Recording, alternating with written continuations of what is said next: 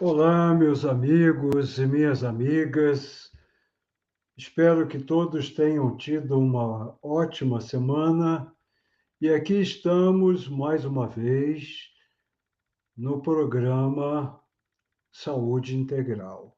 Desta vez, estamos realizando o último programa do ano, já que na próxima quarta já estaremos em 2022. Então, temos que fazer um balanço e eu já começo agradecendo a todos vocês que acompanharam esse ano, este nosso trabalho, que nos deram muita força com o seu prestígio, com a sua audiência. Agradecer à nossa equipe técnica, ao Cassiano na Contra-Regra, enfim, a tantos colaboradores que trabalham por trás das câmeras para que esse programa e os demais programas da TV Nova Luz possam ser coroados de êxito, ok? Então vamos lá, não é?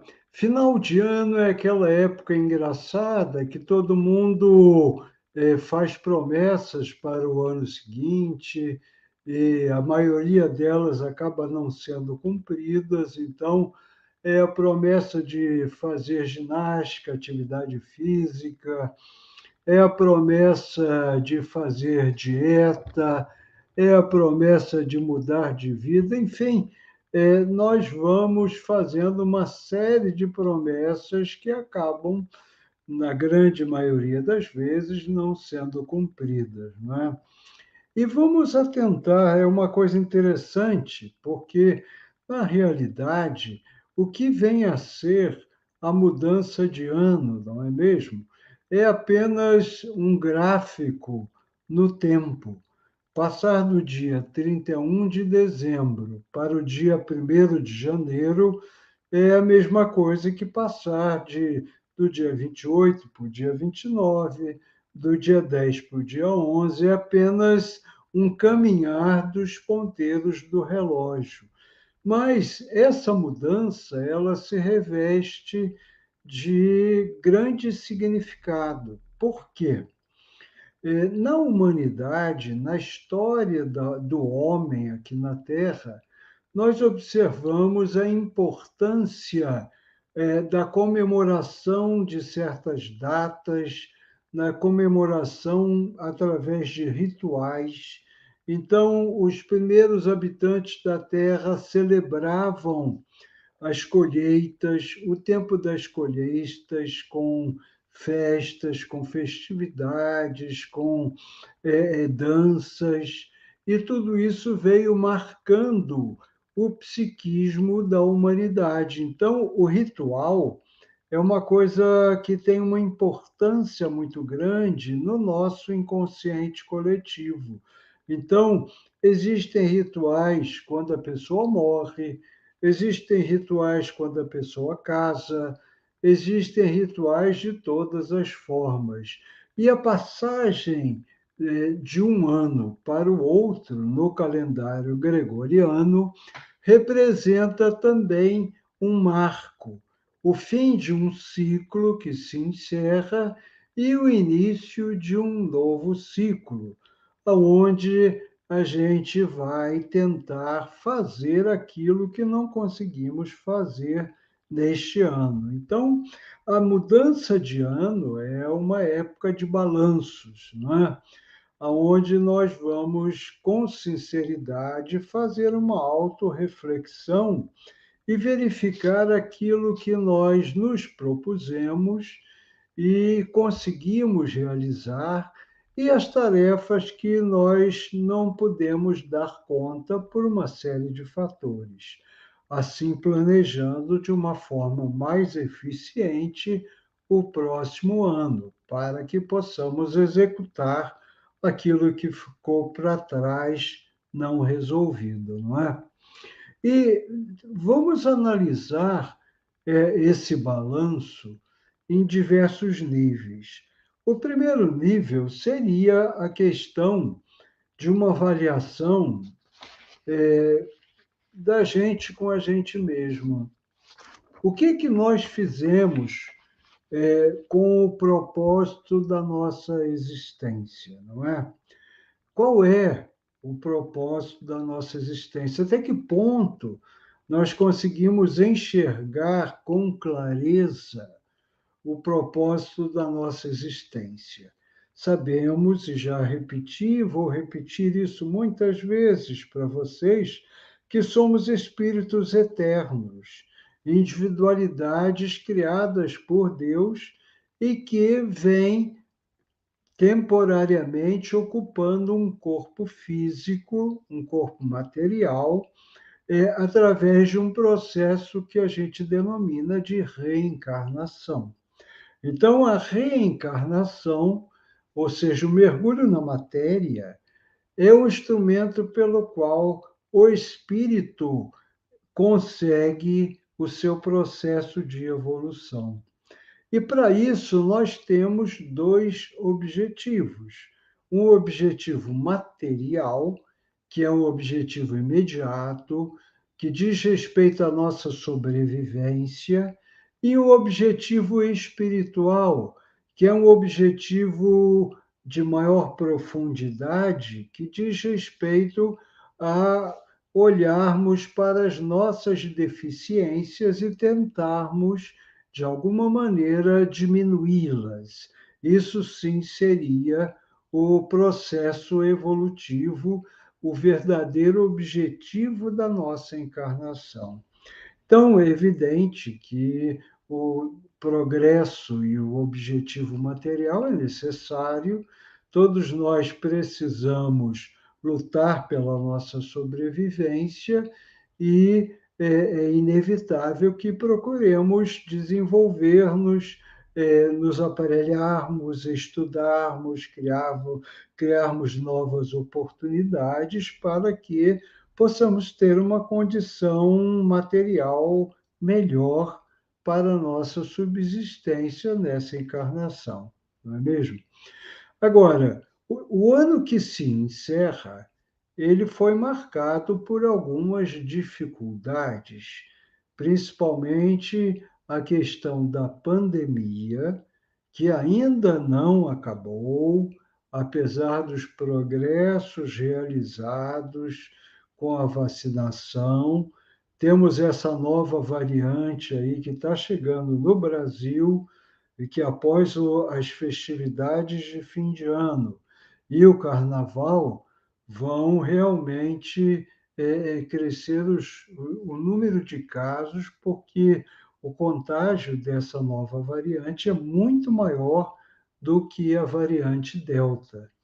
Então, o esforço de vivermos na pandemia, com as restrições que nós sabemos que tivemos, tudo isso foram dificuldades, foram lições difíceis.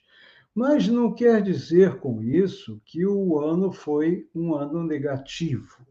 Foi um ano de grandes desafios. E, geralmente, o ser humano aprende mais com os desafios do que quando está na sua zona de conforto. Quando tudo está bem, a gente relaxa. e aí como que o tempo vai passando. Mas quando as dificuldades surgem e nos cutucam de alguma maneira, nós temos que ter criatividade, temos que improvisar, temos que descobrir novos caminhos para a nossa manutenção aqui na Terra. E esse ano, ele foi um ano muito estimulante nesse sentido. Evidentemente, enfrentamos grandes dificuldades na área socioeconômica, estamos com muitos companheiros passando fome, com muitos irmãos em dificuldades, desempregados. Tudo isso nos remete a refletirmos sobre a nossa conexão uns com os outros. Isso é muito importante, nós vamos falar um pouco à frente sobre essas questões, não é? Mas o que eu gostaria de ressaltar, quando nós analisamos e refletimos a relação nossa com a gente, é se nós realmente conseguimos dar conta de nos melhorar. Para dar conta de nos melhorar, nós temos que ter consciência dos pontos negativos que ainda trazemos na nossa personalidade. Porque se não temos consciência das nossas sombras, não temos como olhar para elas, nem tampouco resolvê-las. Então, é necessário, não só para o ano que se findou, como para o próximo ano e para os próximos anos da nossa existência, que nós procuremos sempre o autoconhecimento, procuremos sempre manter acesa a luz da busca interior para verificar o quanto nós estamos conseguindo diminuir as nossas sombras, porque existem situações que são relativamente fáceis de serem controladas e resolvidas. E existem outras condições na nossa personalidade que são condições mais difíceis de serem transponíveis, porquanto muitas vezes nós trazemos essas dificuldades como padrões recorrentes até de vidas anteriores. Então, muitas vezes, nós trazemos o egoísmo, muitas vezes, nós trazemos a pretensa superioridade, muitas vezes, nós trazemos um complexo de superioridade que positivamente não é real. Tudo isso merece ser analisado, não é? E aí nós encontramos o campo adequado para estas análises. Primeiramente, na autoobservação, no autoconhecimento. E segundo, na aplicação prática dessas reflexões. Por quê? Porque nós estamos encarnados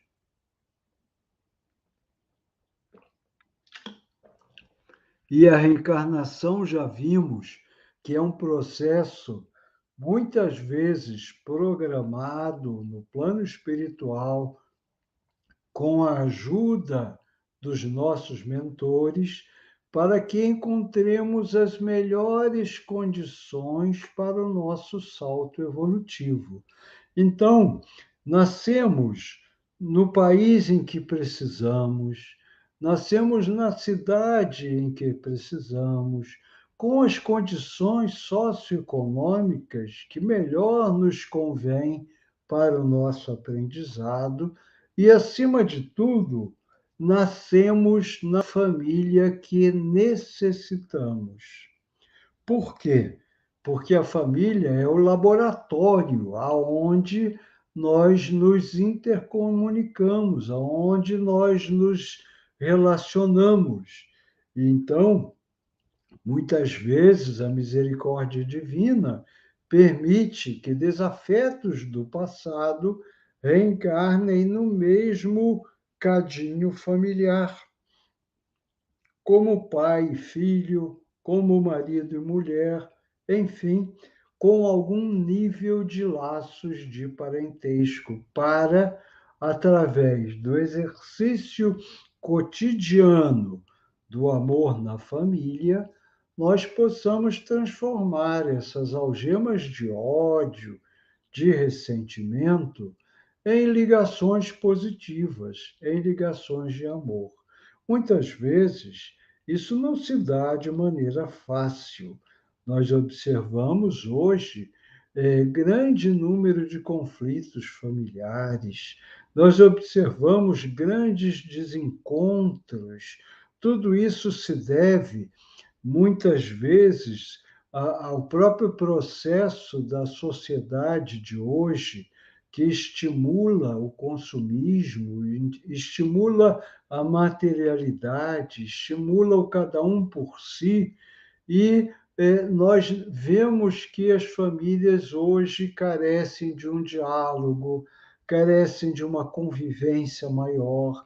As próprias necessidades de ordem material obrigam os elementos da família a trabalharem. A mulher trabalha fora, o marido, os filhos. Então, não mais aquela época em que fazíamos as refeições todos juntos, em que conversávamos. No fim de semana, o que observamos? Cada um para o seu canto, cada um com a sua turma, cada um grudado no seu smartphone, e tudo isso contribui para um isolamento grupal. O ser humano hoje, no século XXI, ele tem todas as condições de comunicabilidade, mas é um ser solitário. Ele vive em grupos, mas é um ser solitário. Então, nós precisamos também resgatar, na medida do possível, o diálogo em casa, não é? é, é tentando dirimir os conflitos geracionais. Por quê? Muitas vezes, na época de hoje, há um abismo muito grande entre as gerações. Em épocas passadas, as gerações não tinham tanto essa situação, mas hoje nós vemos com a comunicação que a geração mais jovem, ela se distancia muito da geração mais antiga, vamos dizer assim, não é? Então, é, às vezes falta diálogo, falta compreensão. Os pais perderam, de alguma forma, a sua capacidade de exercer o papel de pai, de mãe, de exercer o papel de autoridade no seio da família.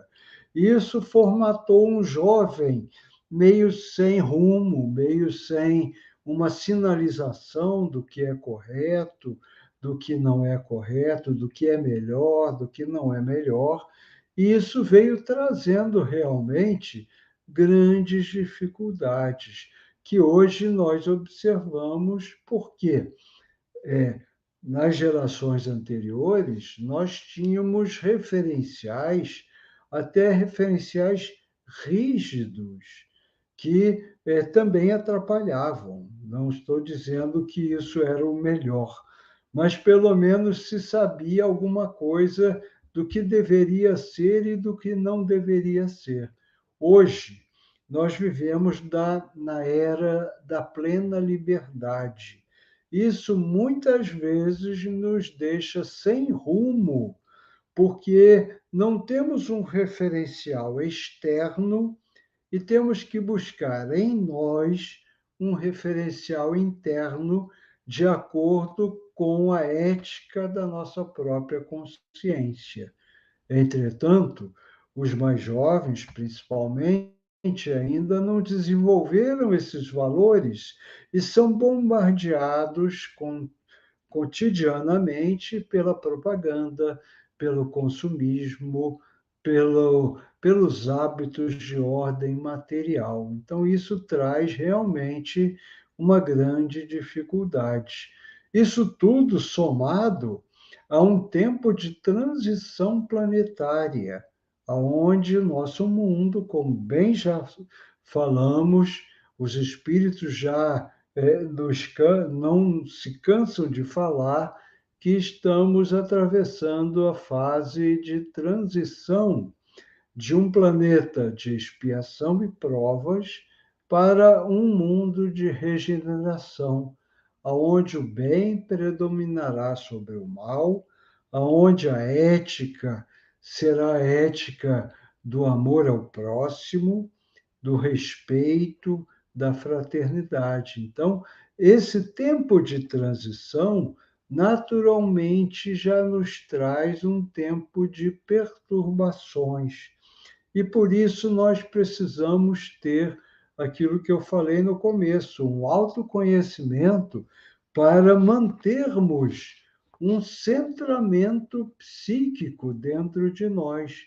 Por quê? Se nós não tivermos o cuidado, a clareza com os nossos pensamentos, com os nossos sentimentos, nós vamos abaixar perigosamente a nossa frequência vibratória.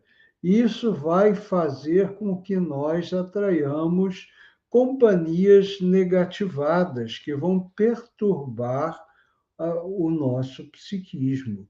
Grande parte dos pacientes que nós atendemos hoje em dia são pessoas que sofrem processos de ansiedade, processos de depressão, processos de confusão mental, porquanto perderam o rumo de si mesmas. E com isso abriram a guarda energética e foram influenciados de maneira negativa pelo plano espiritual das trevas que teima em permanecer criando a desordem e o caos, não é? Agora, de acordo com a física quântica, nós criamos a nossa própria realidade.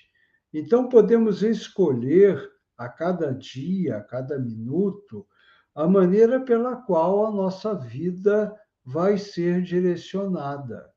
Evidentemente, existem fatores, acontecimentos que fogem ao nosso alcance. Mas aquilo que não foge ao nosso alcance pode ser modificado. Um exemplo, mesmo que tenhamos dificuldades externas, mesmo que estejamos diante de problemas que aparentemente nos parecem insolúveis, nós podemos escolher não entrarmos nesses problemas, olharmos na posição do observador, porque o que importa mesmo não é o fato em si que esteja acontecendo ou tenha acontecido, mas a maneira pela qual nós reagimos a esses eventos. Então, o que eu quero enfatizar é que nós temos a cada dia, a cada momento, a faca e o queijo na mão, para deixarmos os pensamentos negativos de lado e optarmos por soluções mais otimistas, mais esperançosas, aonde possamos ter um horizonte mais claro. Isso, de certo, não resolverá tudo, mas com certeza vai clarear o nosso horizonte psíquico e, de alguma maneira, vai facilitar com que nós tenhamos o encontro das soluções almejadas para os nossos desafios. Então, é importante nós termos a vigilância dos nossos pensamentos. Primeiro, para não sermos contagiados por pensamentos intrusos, negativos, e tampouco para não sermos contaminados pela nossa própria índole negativa que muitas vezes pode aparecer e se superficializar, deixando com que as raízes do otimismo e da fé possam até ser abafadas, e é onde a gente cai no desânimo, na desesperança, no cansaço, no abatimento, e aí tudo que era difícil se torna superlativamente difícil por uma falta de comando e convicção da nossa própria vontade, porque é bem certo de que nada vai cair do céu. Nós temos que manejar a nossa vontade no sentido de construir um futuro melhor. É para isso que nós aqui estamos. Esse é o objetivo maior das nossas dificuldades, é superá-las e conseguir uma elevação espiritual. É lógico que não vamos nos tornar espíritos santificados da noite para o dia, mas se tivermos a intenção constante e a vontade consciente de amanhã sermos melhor do que somos hoje, nós estaremos na sintonia do caminho evolutivo e estaremos realmente construindo um futuro melhor, não é? A outra situação que nós precisamos analisar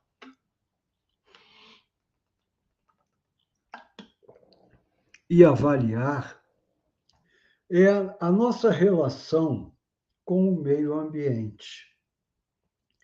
Porque muitas vezes essas questões ecológicas, que hoje são motivo de discussões, de reflexões, de interesses políticos, que essas reflexões elas possam fazer parte do nosso dia a dia. Então, pequenos gestos, pequenas atitudes podem modificar os nossos hábitos diante do planeta. Nós precisamos ter uma consciência ecológica. Isso não é só assunto dos governantes, esse assunto diz respeito a cada um de nós. Então, reciclando o nosso lixo, buscando consumir menos, buscando consumir de forma mais seletiva, tudo isso vai contribuir para que nós não exauramos tanto o planeta que já está combalido, não é? E, de uma certa forma, o nosso planeta é um organismo vivo, chamado de Gaia pelos cientistas, e que já está dando provas da sua exaustão. O homem, durante anos e anos, exauriu os recursos planetários. E agora a Terra, de alguma maneira, está dando o troco para o ser humano. Aí nós vemos as catástrofes climáticas, essa loucura do clima, as inundações de maneira intensa, terremotos, tudo isso estão se agravando e, pela própria ciência, já se sabe que esses fenômenos vão se agravar cada vez mais. O derretimento das calotas polares, o aquecimento global, tudo isso vem a galope. E nós podemos e devemos participar. Mas aí vocês podem dizer, poxa, mas o que eu posso fazer? No mínimo, ter consciência de que nós estamos neste planeta e precisamos ser gratos a ele. Precisamos ter respeito pelos recursos da Terra, não é? Eu trouxe para vocês uma, um documento que é uma verdadeira joia de proteção ao meio ambiente, muitos anos antes que se falasse a palavra ecologia. Esse documento data de 1854. Foi escrito nos Estados Unidos por um cacique da tribo Seattle, em resposta a uma solicitação do presidente dos Estados Unidos para comprar as suas terras, comprar a terra daquele povo indígena em troca de concessão de uma nova reserva.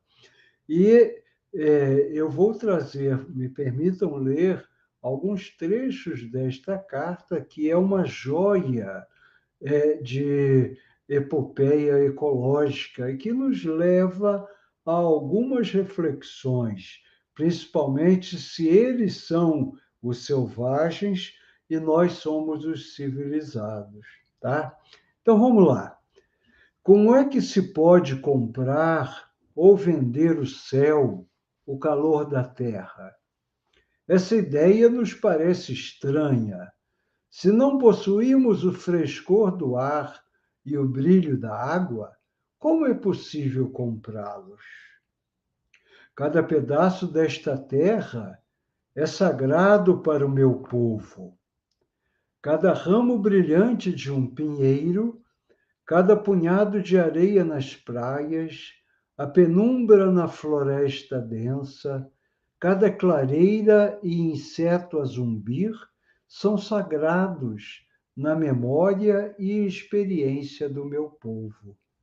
A seiva que percorre o corpo das árvores carrega consigo as lembranças do homem vermelho. Os mortos do homem branco esquecem sua terra de origem quando vão caminhar entre as estrelas. Nossos mortos jamais esquecem esta bela terra, pois ela é a mãe do homem vermelho. Deveria ser também a mãe do homem branco. Somos parte da terra e ela é parte de nós. Quantos de nós se lembram disto, que nós somos parte da terra e a terra é parte de nós? As flores perfumadas são nossas irmãs. O cervo, o cavalo, a grande águia são nossos irmãos. Os picos rochosos, os sulcos úmidos nas campinas, o calor do corpo do potro e o homem, todos pertencem à mesma família. Vejam que sabedoria deste povo considerado selvagem, quando ele entende que tudo na natureza está interligado, que o homem não é um ser apartado da natureza, e sim mais um elemento da natureza, tá? Essa água brilhante que escorre nos riachos e rios não é apenas água, mas o sangue dos nossos antepassados. Se lhe vendermos a terra, vocês devem lembrar-se de que ela é sagrada e devem ensinar às suas crianças que ela é sagrada e que cada reflexo nas águas límpidas dos lagos fala de acontecimentos e lembranças da vida do meu povo. O murmúrio das águas é a voz de meus ancestrais. Vejam quanta poesia, não é? Sabemos que o homem branco não compreende nossos costumes. Uma porção da terra, para ele, tem o mesmo significado que qualquer outra, pois é um forasteiro que vem à noite e extrai da terra aquilo de que necessita. Prosseguindo seu caminho. Deixa para trás os túmulos de seus antepassados e não se incomoda. Rapta da terra aquilo que seria de seus filhos e não se importa. A sepultura de seu pai e os direitos dos seus filhos são esquecidos. Trata sua mãe a terra, e seu irmão, o céu, como coisas que possam ser compradas, saqueadas, vendidas como carneiros ou enfeites coloridos. Seu apetite devorará a terra, deixando somente um deserto. Olha, que frase profética, não? Seu apetite devorará a terra, deixando somente um deserto. Não há um lugar quieto nas cidades do homem branco, nenhum lugar onde se possa ouvir o desabrochar de folhas na primavera ou o bater das asas de um inseto. Mas talvez seja porque eu sou um selvagem e não compreendo. O ruído parece somente insultar os ouvidos. O índio prefere o suave murmúrio do vento encrespando a face do lago, e o próprio vento, limpo por uma chuva diurna ou perfumado pelos pinheiros. Então, esses são trechos deste documento. Ainda tem mais alguma coisa aqui. Vocês devem ensinar às suas crianças que o solo a seus pés é a cinza de nossos avós, para que respeitem a terra. Digam a seus filhos que ela foi enriquecida com a vida de nosso povo. Ensine às suas crianças o que ensinamos às nossas, que a terra é sua mãe. Tudo o que acontecer à terra, acontecerá aos filhos da terra. Se os homens cospem no solo, estão cuspindo em si mesmos. Isto sabemos: a terra não pertence ao homem, o homem pertence à terra. Isto sabemos: todas as coisas estão ligadas, como o sangue que une uma família. Há uma ligação em tudo. O que ocorrer com a terra recairá sobre os filhos da terra. O homem não tramou o tecido da vida. Ele é simplesmente um de seus fios. Tudo que fizer ao tecido, fará a si mesmo. Então vejam quanta sabedoria encerram essas palavras deste indivíduo, deste espírito que é considerado um selvagem, para nós que somos considerados os indivíduos civilizados. Então, que essas palavras sirvam de reflexões para nós, porque tudo, na realidade, está interligado. Tudo no universo está interligado. Os planetas, as pessoas, os animais, as flores, as árvores, tudo faz parte do universo. E nós não somos seres apartados desse universo. Nós fazemos parte da unidade de todas as coisas.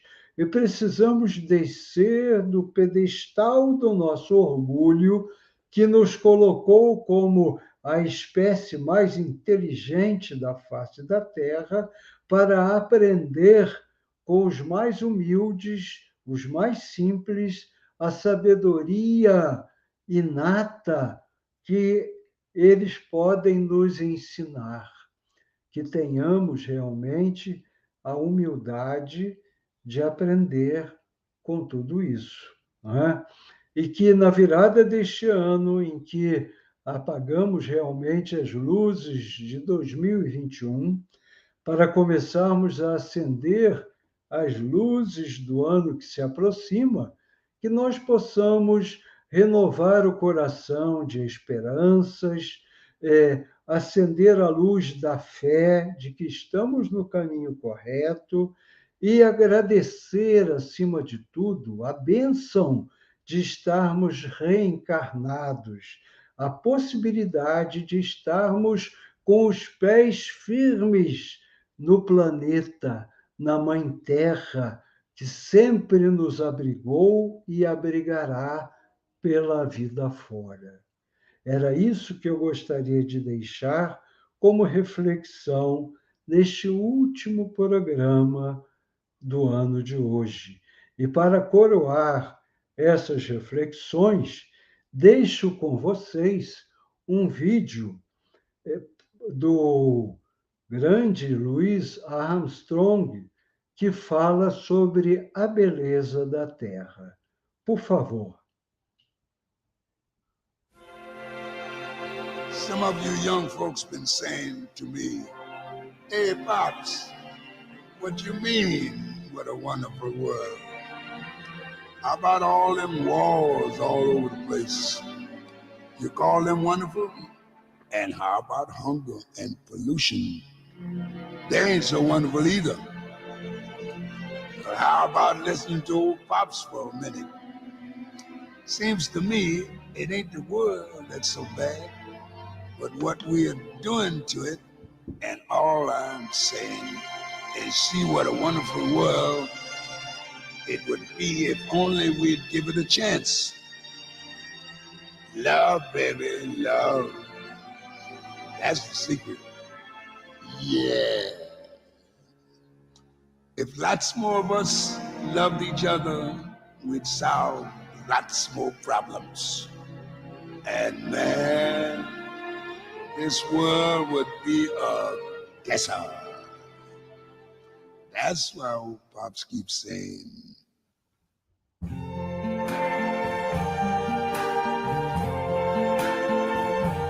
I see trees of green, red roses too. I see them bloom for me and you. And I think to myself, what a wonderful world.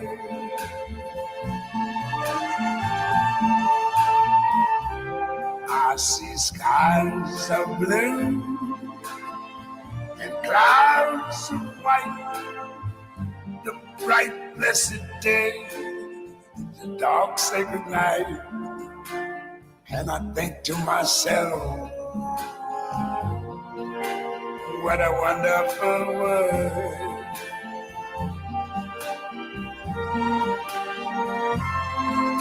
The colors of the rainbow, so pretty in the sky, are also on the faces of people going by. I see friends shaking hands, saying, how do you do? They're really saying, I love you. I hear babies cry, I watch them grow. They're like much more than I never knew. And I think to myself, what a wonderful world. Yes, I think to myself, what a wonderful world.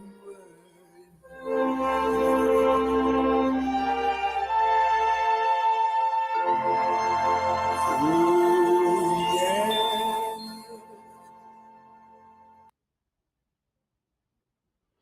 Um abraço a todos e até para o ano de 2022.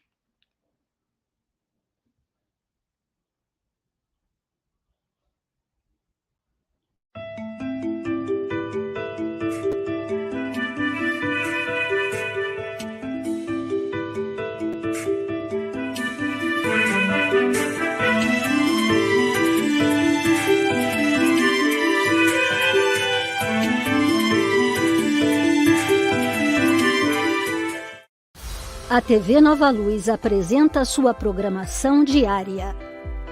Reflexões às 9 horas. Encontro com Jesus às 12h23. Oração pelo planeta às 18h30. Acompanhe nossa programação. Inscreva-se em nossas redes sociais e participe da TV Nova Luz.